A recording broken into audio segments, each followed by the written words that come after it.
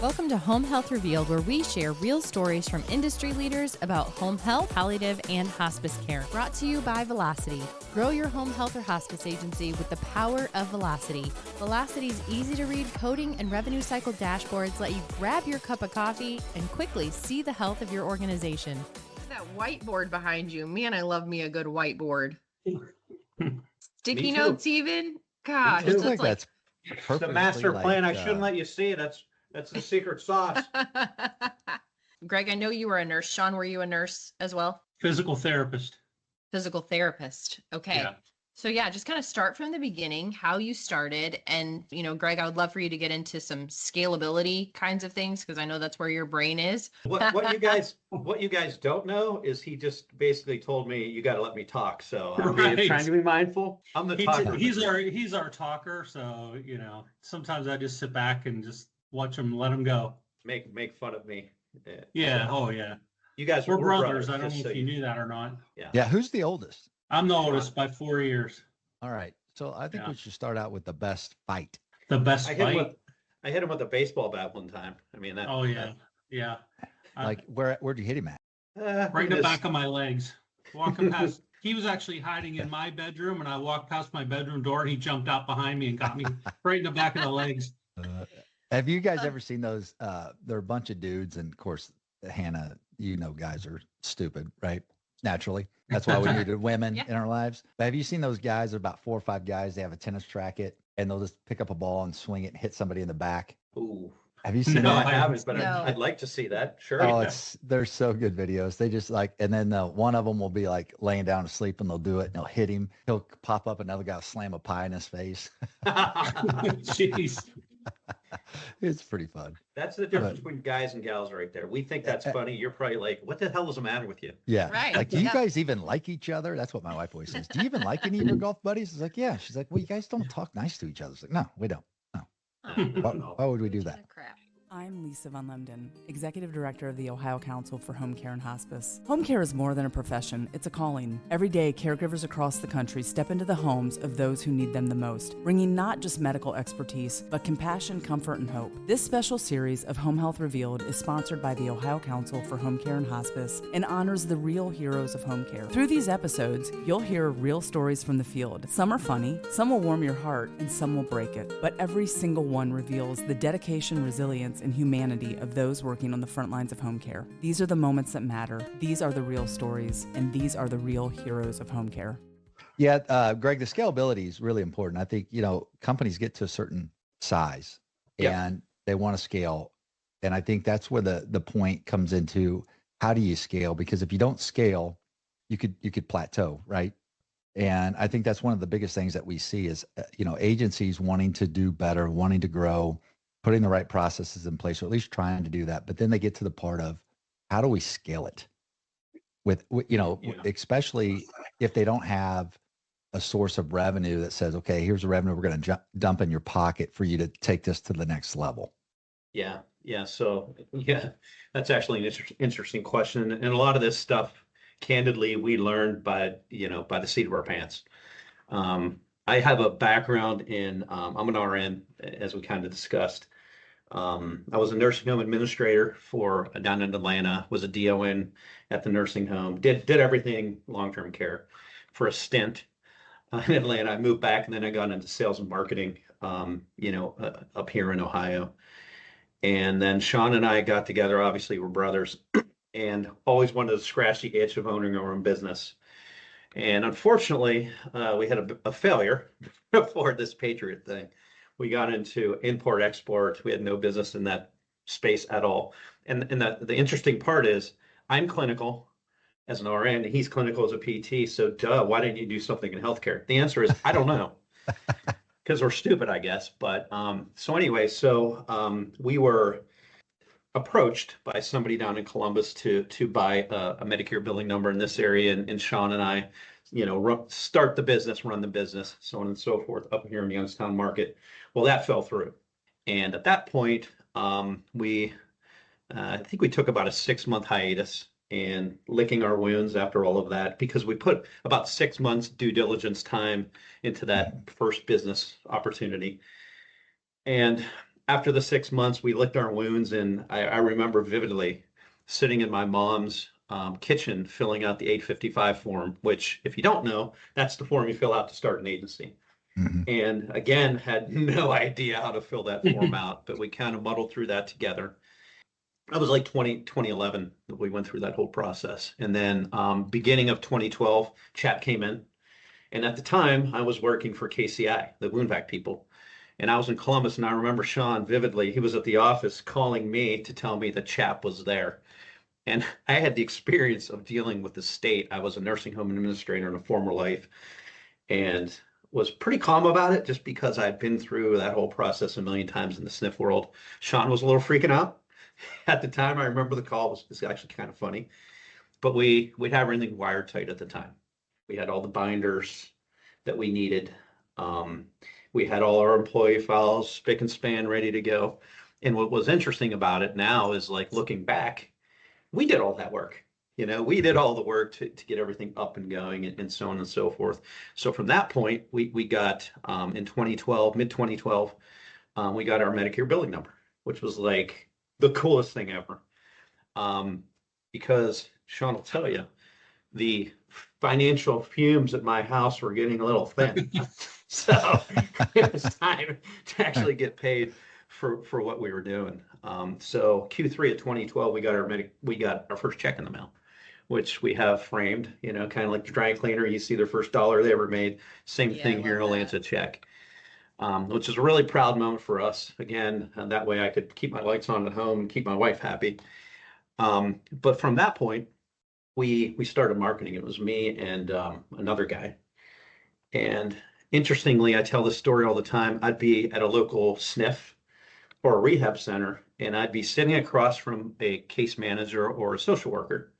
And I remember thinking to myself, and mind you, I had a background in sales and marketing, so I kind of knew how to do all of that. And she didn't really know us from Adam. And I'm telling her all the great things we want to be when we grow up, maybe embellishing a little. Yeah. But it always struck me as really surprising that they sent us patients.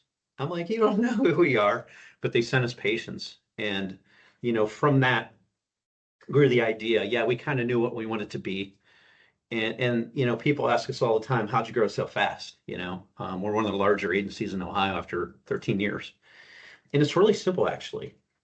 You go into an account, you figure out exactly what they want to work with you.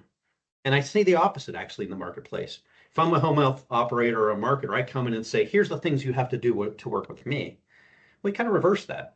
What are all the things that I need to do to work with you? We check all those boxes. And not that we hit the mark every single time perfectly, but we have an intentional detail for all of those things. And when we make a mistake, which we do make mistakes, we like to think we're perfect, but we're not. We own that mistake. We fix the mistake. We walk back hat in hand. Hey, look, we did X, Y, and Z. We talk to the family. We talk to the patient. Then we talk to the account. We check all those boxes to make sure everyone's happy, and we try to make good on that situation. And we try not to make that mistake again in the future. Mm-hmm. And it's really just that simple. Having the integrity to do the right thing most every time is really the secret sauce to our development. And where we are today. So there's certainly struggles. Oh, I'm sorry, Mike, go ahead. No, go ahead. But from a marketing standpoint, once you started getting all the referrals, right? That's the first thing that you always try to do. Kind of like in sales, right? You gotta build your pipeline. Then when you start closing deals, now you got to fulfill the promise. So when you started, you did the reverse psychology here, right? And you're a likable guy. So I can tell when you're talking to those people, wherever you're at, they're probably like, hey, I like this Greg guy, I'll give him some referrals, I think people overlook that, but that's a talent that most people don't understand is, are you approachable and likable from the get-go, right? So you check that box. So now people are, and I bet people probably tell you, Greg, they feel like they've known you forever. They've just met you, right? Because you're probably so real. Right. Have you ever had someone say that to you? Not my wife all the time, but yeah, I've heard it before, I guess. Well, yeah, your wife probably doesn't like you, but that's okay. We're not talking Someday about she does. This is she does, marriage counseling. Yeah.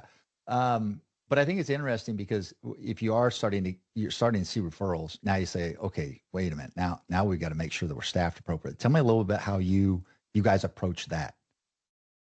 So I'd say this. I was kind of the outward facing person in the organization initially, and Sean was inward facing, organizationally. He had, and he can certainly speak to this, but he had like almost 20 years experience as a staff PT at a local home health company here in this area. So he was kind of the guy to make sure all of our processes, he and I worked on it together, but he had a better understanding of like home health and how all those processes need to work. So then therefore, all the promises that I was making out in the community were fulfilled on the back end in our care delivery. And I can tell you this, and it's still like this to this day. I think I talked to Hannah about this maybe at a different time, but if we get a complaint or we get a bad review, which thankfully doesn't happen that often, it's like a 5 alarm fire here.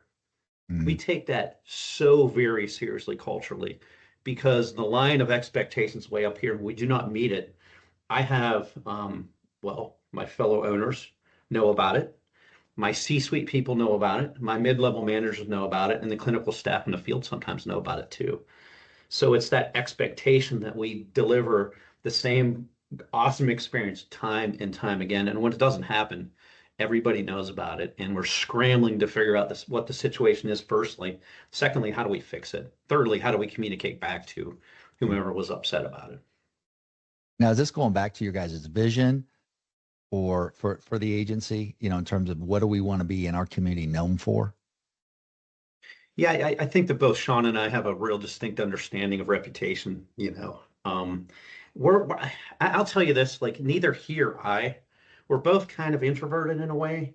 We're not the guys that are going to be out in the community and getting the key to the city, via the mayor. We're not really those guys. But we understand internally how important our relationship, our interface is with our accounts. That's where we focus all of our energy on, is providing good service to our accounts and obviously good patient care to our patients too. So that's where we shine.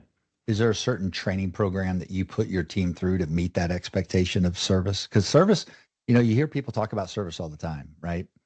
But then they fall short of the service. And I always use like Chick-fil-A versus McDonald's, right? You go to Chick-fil-A, it's like the best experience in a fast food restaurant ever. And then you go to McDonald's, sometimes they don't even put their head below the wall where you can see who's collecting your money. And there's a massive difference in that, right? Yeah. So interesting you mentioned that, and let's put a pin in that for a second. I will say before this point here, we didn't really have training. It was a cultural thing. And it started truly from ownership as far as the expectation, because as I referenced before, Sean and I were the people actually carrying our bags, our clinical bags out in the community to see patients, but then also creating all the operational process and things and the expectations for service. And that's kind of trickled down to our C-suite. We have a dynamic leadership team. And that's really the secret sauce, man. I mean, everybody says how important it is to hire the right people, but we really believe that. And we have the right people, which carry on that vision that Sean and I created so long ago, 13 years ago now. But we just instituted actually leadership training. So we have all of our mid-levels and all of our C-suite people going through leadership training now, actually, as we speak. It's like a 8-month process. And they take really what's important to Sean and I as far as our visions go for growth and all those sorts of things, but then customer satisfaction too. And they do 8 every month. They do like a 3 or 4 hour training. And then afterwards, or in between those trainings, they have one-on-one coaching they're doing. And again, understanding our vision. And more importantly, the whole growth thing. We have our cultural pillars, one of which is growth. Obviously growth, meeting our numbers financially and, increasing the business side, sure. But their personal growth too. If Mike, if you want to be the CEO of Patriot, well, I need to get you there. I need to first identify that you want to be that person. But secondly, how do I get a track in front of you to get there? So we're focusing on developing our people now, which keeps everybody happy. And that's not an inexpensive expense. I mean, so you got to be, from a leadership perspective, or 2 owners, knowing that your brand, knowing what your vision is. How'd you guys decide we're going to invest in that type of leadership training? Because again, that's expensive. So I don't think people understand that's expensive. And I think a lot of agencies want to do it, but they don't make time for it. And I think that's a big mistake. And I congratulate you guys on doing that, because it's awesome that you're doing it. Well, it's scalability. I mean, it's funny when you're in this journey, and fortunately, we've been blessed to be in part of this journey the entire time, obviously. And you hit certain milestones, and those milestones certainly are centered around census and financial stuff, but they're also, you reach these plateaus of the census. Let's just say hypothetically, I have something in my phone here of a picture of our census being 50. I have a, and Sean has a variety of them too. I think once you hit around your census around 500 plus, it's almost like, at 500 and below, you could kind of micromanage and navigate things. And as an owner, really know every piece of minutia going on in your agency. You get past 500 into the thousands, you need to have really strong systems and reporting to really see the bigger picture. So I'll punt it to Sean. He's the financial guy. So I had to actually convince the financial dude that we needed leadership training. Well, yeah, because 5% of maybe a census of 50 of lost revenue is not a big deal. You get to 500, 5% of that, that's a big deal. You get to 1,000, that's a big deal. So Sean, talk a little bit about that. As you were growing and scaling, how important did AR really start hitting your radar, and you're like, man, we've got to start really monitoring this?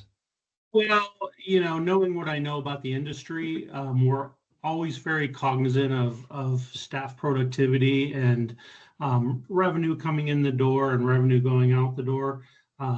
So basically, we're very much cognizant of keeping staff productive and making sure that the revenue coming in is more than the revenue going out. Mm-hmm. Yeah.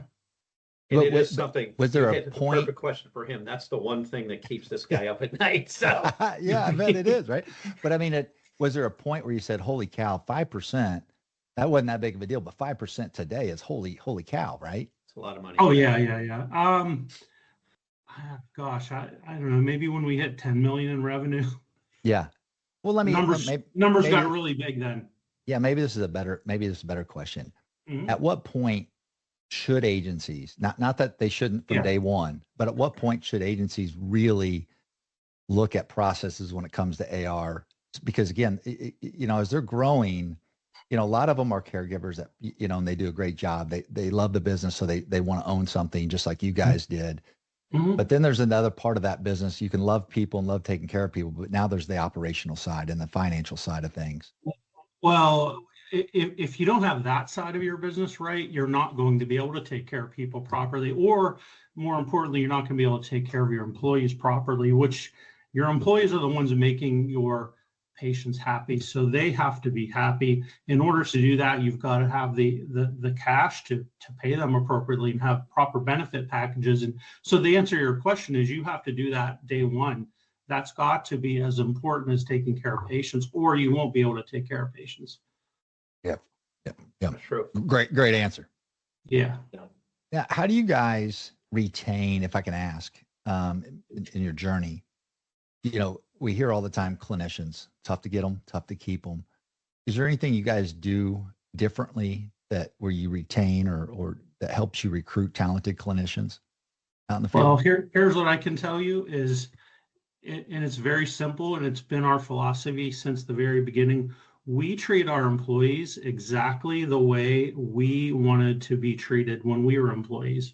I know that sounds so simple and elementary, but it's the truth. And we have always treated our employees that way. And our reputation in the community is now that's how we are. So we don't ever have a problem with retention. We don't have a problem hiring clinicians or admin people or anything, because they know from our reputation when they come to us what they're going to get. Let's get into the meat and potatoes. Tell me the biggest mistake you guys made. Like, holy crap, everyone needs to know not to make this mistake. So that's a long list, man. You're asking. Yeah. Let's get one. You talking this year or last year? Whichever one you want to share. I'll bounce this back to you, and I'll answer this in a little bit different way. We've made a lot of mistakes. Too many to count. I mean, I think one, you need to have the humility to know you're going to mess up is the first thing. Secondly, I think resiliency is extremely critical in this space. Look, I don't need to explain to you two the revenue cycle involved in what we do. This is what you guys do every day. Mm-hmm. This is what you eat for breakfast. Okay. But you need to have the resiliency to know, you're going to get something figured out, and 6 months later, someone's going to change it. And there could be a hiccup in revenue or so on and so forth. You need to be extremely resilient to know you're working in such an imperfect space with such imperfect processes that change all the time. There's going to be a lot of problems. You need to be extremely resilient, and have a very thick skin in this industry, because you're going to make mistakes in it. That's the best piece of advice I can get at any new owner operator, anybody who wants to scale their business. Know that you're going to screw up. Yeah, we always have a quote that says, imperfect leadership, working with imperfect staff members that refuse to give up on each other. Yeah. Well, and I think that's a great point, Michael. It's you need to have the right team around you too. Look, I think the operations of the organization have outgrown Sean and I's talent to some degree, at times. Mm-hmm. Sean says this all the time, and I agree to some degree. I agree with what he says. We're not formally trained, Ivy League business people running this giant thing. You just need to surround yourself with really great people and know when you need certain, to outsource certain things like revenue cycle or accounting or so on and so forth, and get those experts in here and fill those, breaches in the hall as they come, and surround yourself. And look, if you do that, I think you'll be okay. Yeah. And you don't have to do it all. I referenced like a census of around 500 being, at least in my opinion, where things, you need to take a radical turn towards, systems and processes and reports and things. Yeah. Same thing. Once the job kind of outpaces your skill set as a human, mm-hmm. you need to outsource some stuff for sure. At what point, when you guys are growing and scaling, did you, when you guys were looking at your plan saying, okay, we get to this number, we're going to hire maybe a CFO or CEO or whatever level type people. How'd you guys go about planning that out? Because you mentioned, and the reason why I'm asking the question, Greg, is you're saying that, hey, when you're looking at growing, there's a certain time you're going to bring somebody in, or you're going to outsource or whatever. How'd you guys go about looking at that together, especially as brothers, right? I mean, there's no way you guys always get along, right? I mean, Sean seems like the smarter guy, Greg. Getting better looking. Oh God, I'm never going to hear the end of that one. I'm just kidding. I wish there was some kind of silver bullet I could tell you relative to that. It's like, and it's going to be different for every agency, because you're going to have different team members with different strengths and weaknesses. I think you're just going to know when you're heading down a certain road that, hey, there's nobody here that can do that thing really well. Sean referenced revenue cycle and, accounting and those sorts of things. Once you reach a certain threshold, you need to get your act together, because these numbers get really big and you need to meet a ginormous payroll number every 2 weeks, which, if you really sit down and think about it, is kind of scary at times. But you kind of know when you know. Sean, do you have anything to add? Yeah, I'll just give an example. Like recently, within the last year or two, we hired an actual revenue cycle manager. And, kind of what I was noticing in the day-to-day AR was, maybe we've got orders are kind of like slow coming in, or there's some old orders, or billing is not being followed up on appropriately, or the RCD process was kind of jacked up for a few cases. So it was just too much for one person to look at and try to keep all that under control while they're doing other things. So, that led us to say, hey, maybe we need like a full-time manager looking at all these separate departments that are directly involved in AR, so that's running smoothly. And that's kind of how we made the decision. We needed an AR manager, was just noticing little problems, and nobody was following up on them because nobody had time. Yeah. How do you guys go about? Go ahead. Sorry. Well, they've mentioned a couple times having the right people around you.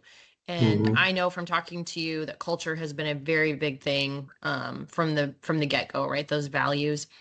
What is your secret, if you have one, around hiring and knowing who the right person is? Because it's more than just a skill set. Yeah. So I'll take this one. And this is going to sound corny and simple, stupid. Hire on character. You're going to have resumes that come across your desk or do interviews with people that come highly credentialed and are way smarter than you. And you think to yourself, well, I have this huge need and I know this person can do the job. I know it. But you're going to have that little gut instinct that says, well, maybe this person doesn't align with our culture. Maybe they're not a good person. Mm-hmm. And you think, well, there's been times Sean and I have overlooked that gut feel. And I can tell you get burned by it every single time. It's really important you hire people with high quality character. Look, we can teach you anything. We can teach you how to be the best nurse in the world. We can teach you how to be the best revenue cycle person on the planet. I can't teach you to be a good person. I can't teach you to interact with my other staff or lead. We can in a way that really represents the organization well. Yeah. So I guess that's the secret sauce. So I think it's that's another thing with us organizationally. And everyone says they're a family-run business. We truly are. A lot of our family members work here. So that culture, that chemistry is really important. And I do try to take my wife's advice sometimes, with hires and things. And I can tell you on the other side of the equation, whenever I don't listen, a lot of times I get burnt too. So yeah. Yep. How do you guys go about? Because you guys have how many employees today do you have now? We're pushing 500. Yeah, 500 employees. 470 or something. Yeah. Do you guys sometimes wake up and say, "Holy cow, we have 470, 500 employees"? The realest thing ever to that regard, Michael, is when we have our annual Christmas party. And Sean can tell you, we started at the back room of a local bar that everyone knows around here that has good food. And now we look out and there's literally 400 people sitting in this giant room. And he and I have conversations every year. Can you believe this happened?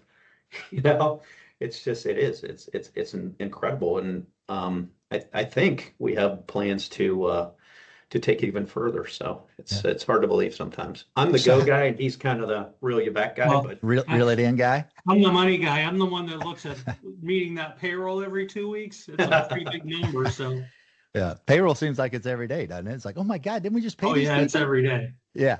So how do you guys go about communicating with 500 people to keep it? Because you talk about communication, you've talked about your culture. I mean, that's got to be a pretty tough challenge, right? How do you communicate with 500 people? How do you get them on the same page? Yeah, there's a variety of things. So obviously their managers interface with them. We have a clinical manager set up and they're responsible for roughly 150, nurses or therapists. That's one way. Second way is we have a communication platform to basically text things out to each one of our employees, which is great.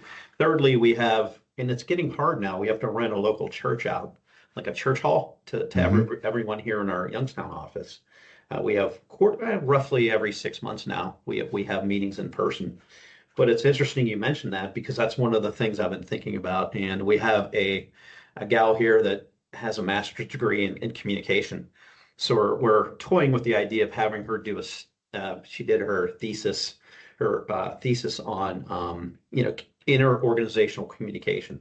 So we want to kind of replicate what she did there in our organization to figure out better ways to communicate because it is very difficult. It's not only, in our model, all our clinical people are decentralized, but post-COVID, it's really hard to get people to come back in the office. So a lot of our office staff are decentralized too. But it's actually kind of working out because I don't know where we put 500 people, anyway, or even 150 staff people, office people. It's gotten to that point. So how do you go about trusting your leaders? Because you've mentioned your leaders several times, and you guys can't be everywhere at once. Everyone knows your guys' vision, your mission, your brand. How do you empower your leaders to where you now trust them that they're going to fulfill what you guys need them to fulfill? Yeah. So all of our leaders, our senior C-suite people, started in other jobs that weren't C-suite jobs. So we got to know them. They were promoted into leadership roles, and then they were kind of got keys to the kingdom, so to speak. So it's through, a long road of trust and working with them, at increasing intervals to where now, honestly, we certainly interface with staff, but we interface with them most times. And we don't even really interface with the mid-levels all that much. it's our VPs now interfacing with Sean and I. So you really do have to trust them, you know. And it's the easiest thing in the world as a leader is to try to micromanage. I'm sure you both have experienced either, trying to, get away from micromanaging people or being micromanaged by somebody. You just can't work that way. I think, and everyone says this thing too, but it's true. You have to find the smartest, best people you can and trust them. And trust them. Obviously you give them guardrails. That's part of this leadership training I referenced earlier, creating these guardrails for everybody and letting them lead their departments or their nurses or so on and so forth.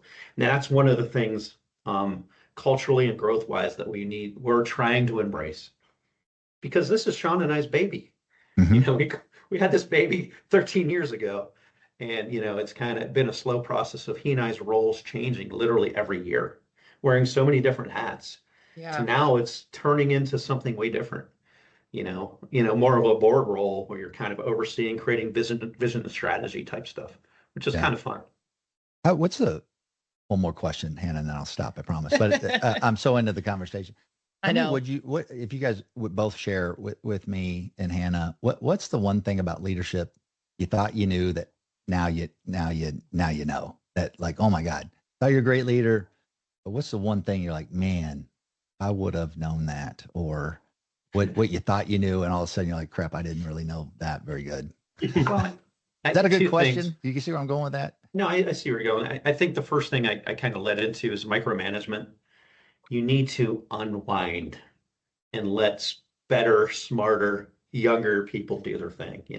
I think that's the biggest takeaway for me. And secondly, Sean and I are both military dudes, so we've had opportunity to lead people for a long time. It's just that people are difficult to lead. They are. Even if you have the best people, there's going to be challenging times, challenging situations that make leading very difficult. And again, like, I think our organization has changed over the years and years, gotten bigger and better and badder, I hope. And that's changed our roles and really us, he and I as leaders, to figure out, okay, how do we lead now versus 5 years ago versus last year? It's been a challenge, and he and I have grown. I don't think he would have wanted to lead much of anybody, when he started this whole thing. And now you see him in meetings like he's leading a charge. So, we've both grown exponentially in this evolution. So it's been fun. What about you, Sean? Well, I would say it's really kind of made me realize what my limitations are as a person. You're leading all these people and they're looking to you for vision, for strategy, for answers, and sometimes you don't have the answer. So you, of course, we rely on the people around us, but it's really made me kind of come to realize my own limitations sometimes. Was there a point? I know. Yeah, it's my turn, I guess. Here's something that I would like to know. You've referenced that 500 mark. Was there a point when you said, okay, we've got to make a major structural or a major technology or some kind of major change within the organization? And kind of how was that? Yeah, I would say two things.